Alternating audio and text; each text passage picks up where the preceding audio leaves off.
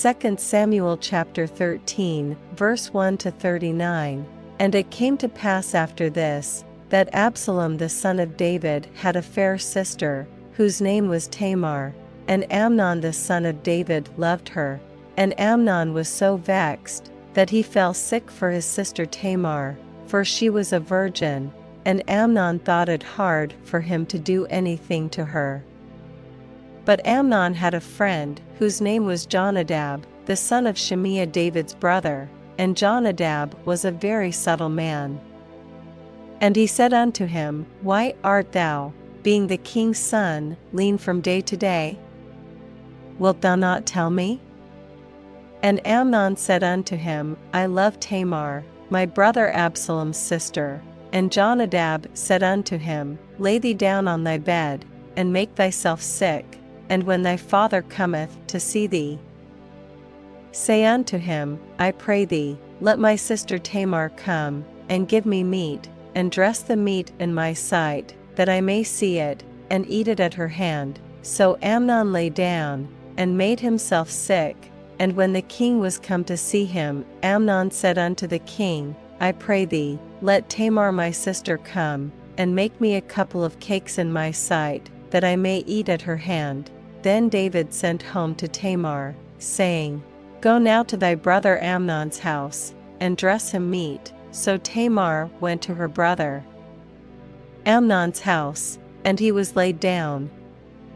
And she took flour, and kneaded it, and made cakes in his sight, and did bake the cakes. And she took a pan, and poured them out before him, but he refused to eat.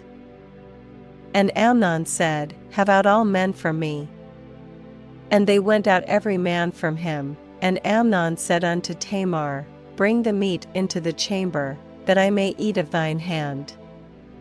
And Tamar took the cakes which she had made, and brought them into the chamber to Amnon her brother.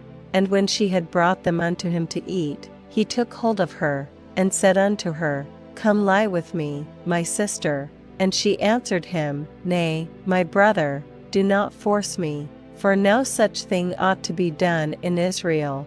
Do not thou this folly. And I, whither shall I cause my shame to go? And as for thee, thou shalt be as one of the fools in Israel. Now therefore, I pray thee, speak unto the king, for he will not withhold me from thee. Howbeit he would not hearken unto her voice, but, being stronger than she, forced her, and lay with her. Then Amnon hated her exceedingly, so that the hatred wherewith he hated her was greater than the love wherewith he had loved her. And Amnon said unto her, Arise, be gone.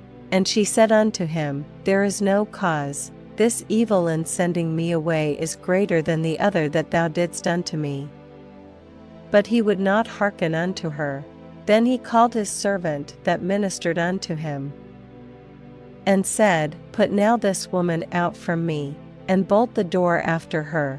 And she had a garment of divers colors upon her, for with such robes were the king's daughters that were virgins apparelled. Then his servant brought her out, and bolted the door after her. And Tamar put ashes on her head, and rent her garment of divers colors that was on her, and laid her hand on her head, and went on crying. And Absalom her brother said unto her, Hath Amnon thy brother been with thee? But hold now thy peace, my sister, he is thy brother, regard not this thing. So Tamar remained desolate in her brother Absalom's house. But when King David heard of all these things, he was very wroth. And Absalom spake unto his brother Amnon neither good nor bad, for Absalom hated Amnon, because he had forced his sister Tamar. And it came to pass after 2 full years, that Absalom had sheepshearers in Baal-hazor, which is beside Ephraim. And Absalom invited all the king's sons. And Absalom came to the king, and said, Behold now, thy servant hath sheepshearers, let the king, I beseech thee, and his servants go with thy servant. And the king said to Absalom, Nay, my son, let us not all now go, lest we be chargeable unto thee. And he pressed him, howbeit he would not go, but blessed him. Then said Absalom, If not, I pray thee, let my brother Amnon go with us. And the king said unto him, Why should he go with thee? But Absalom pressed him, that he let Amnon and all the king's sons go with him.